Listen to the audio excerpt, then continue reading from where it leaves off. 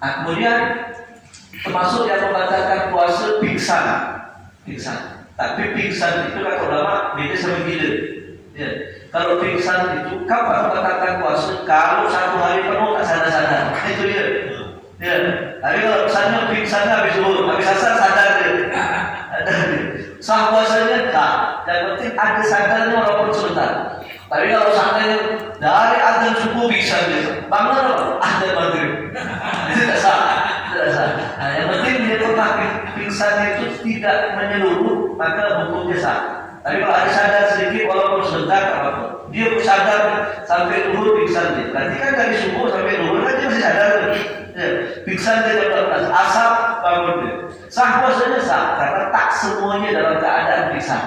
Ya, ada waktu sadar. Kemudian yang terpenting seorang itu yang membatalkan puasa itu wusulu ainin ila maqfadil maqsud.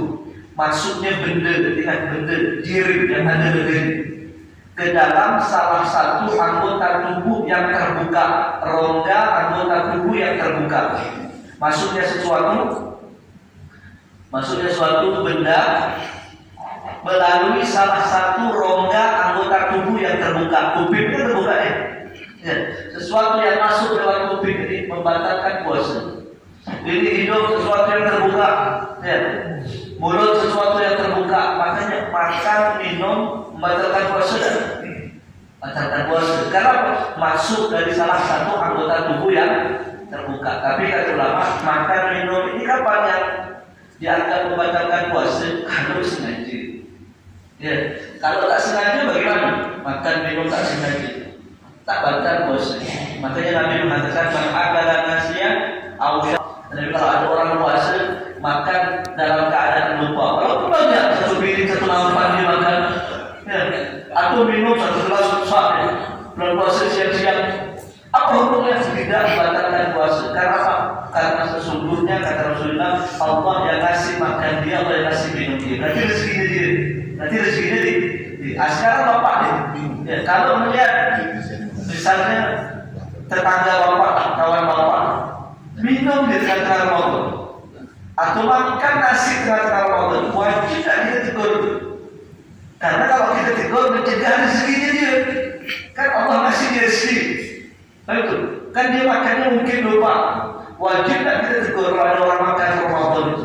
Kan kemungkinan dia lupa. Kalau dia lupa kan rezeki dia. Kalau kita kasih tahu kan kita mencegah rezeki dia. Maka kata ulama, kita itu wajib menegur atau tidak biar orang. Kalau orangnya ahli ibadah, orang soleh, dia akan dimakan. Karena apa? Itu rezeki dari Allah untuk dia. Tapi kalau orangnya degil, orang agak mere-mere sedikit, wajib ditegur. Pak, wassalam, sadar, biar dia berhenti. Tapi kalau orang soleh, ahli ibadah, Allah, dia akan. Karena apa? Itu rezeki buat dia. Nah, kemudian karena sebab yang membatalkan itu kalau lewat dari anggota tubuh yang terbuka, berarti kalau kembali masuk air itu dalam pori-pori gitu. Kan kita kasih batal tak puasanya? Tidak. Kenapa tidak? Karena masuknya bukan dari anggota tubuh yang terbuka, tapi dari pori-pori. Sekarang hukum mandi itu apa saja? Apakah mandi kalau kita tak sengaja itu batalkan puasa atau tidak? Maka kita kan, lihat. Kalau mandi. Kalau mandinya dengan cara menyelam, berenang, air masuk ke dalam tubuh kita dari rongga depan ke belakangnya, sengaja tak sengaja hukumnya membatalkan puasa.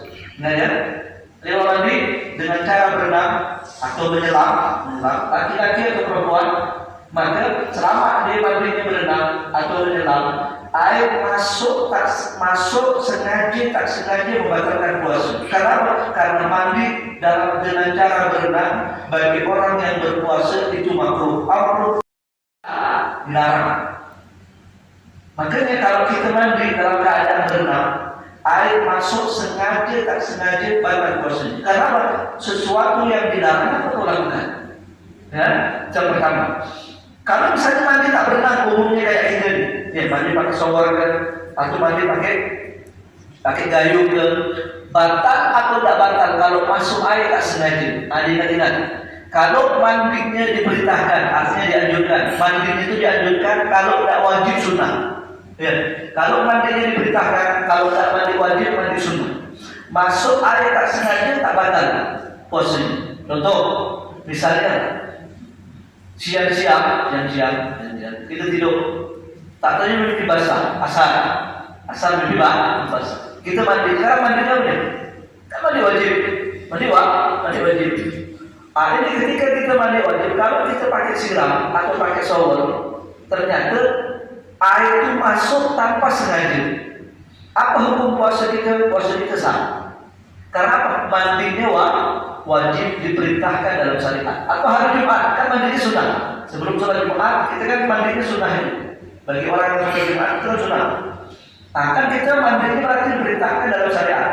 Kita mandi pakai siram, masuk air tak sengaja. Apa hukum puasanya? Puasanya sah. Puasanya sah. Tapi kalau mandinya tidak diperintahkan, mandinya bagaimana tidak diperintahkan? Mandi biasa pagi, ya, atau siang-siang panas mandi gitu. Ya, sore kita mandi ya. Itu kan mandi kan diperintahkan, mandinya mubah. Maksud tidak diperintahkan bukan wajib, bukan sunnah. Berarti mubah mandinya boleh. Kalau masuk air tanpa sengaja, apa hukum puasanya? Batal. Hati-hati, ya. Kita mandi pagi atau mandi sore, kan itu tidak diperintahkan, artinya tidak diperintahkan, tidak wajib, tidak sunnah. Mubah boleh. Kalau seandainya masuk air tanpa sengaja, maka hukum mandi tersebut membatalkan puasa. Begitu juga kumur-kumur, sama. Kita kumur-kumur. Kalau kumur-kumurnya diperintahkan, berarti mau untuk, ya, mau sholat zuhur, mau sholat asar, itu kan diperintahkan. Ya, sunnah.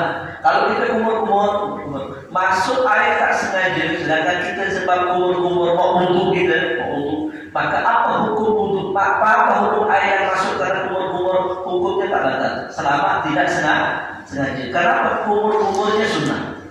Tapi kalau misalnya kumur-kumur tidak diperintahkan, tidak sunnah, tapi kumur-kumur panas, kering.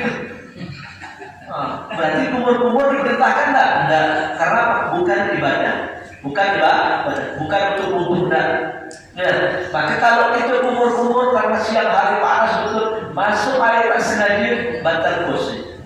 Ya, atau kumur-kumurnya itu wajib. Kapan kumur-kumur itu wajib? Kalau ada najis dalam mulut kita, misalnya gusi kita berdarah.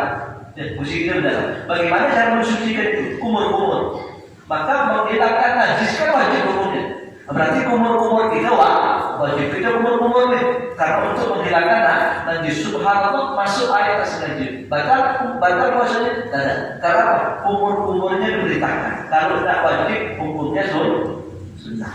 Nah kemudian termasuk juga yang sering terjadi itu apakah membatalkan puasa atau tidak?